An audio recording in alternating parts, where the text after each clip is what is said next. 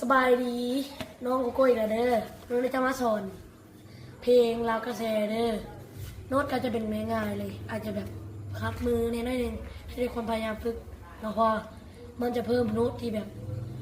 ยากๆเนาะแบบคล้ายๆแบบพวกฟ้าเนาะฟ้ากับตะนนไปอาจจะได้ใส่หลาย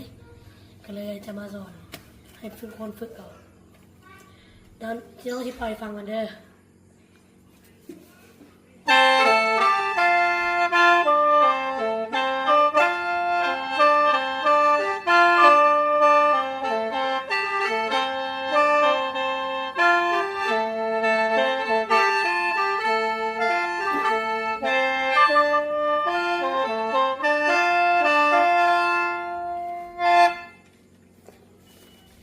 โน้ตกับที่ซับสั้นๆประมาณนี้เลย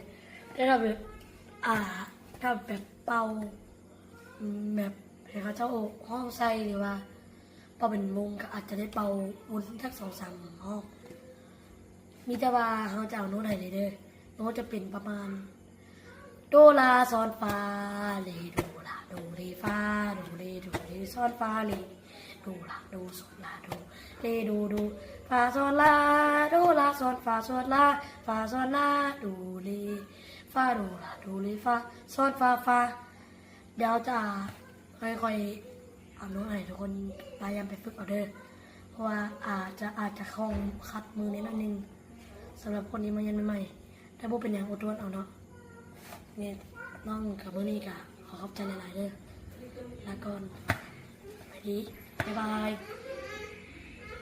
บายไหม บ๊ายบาย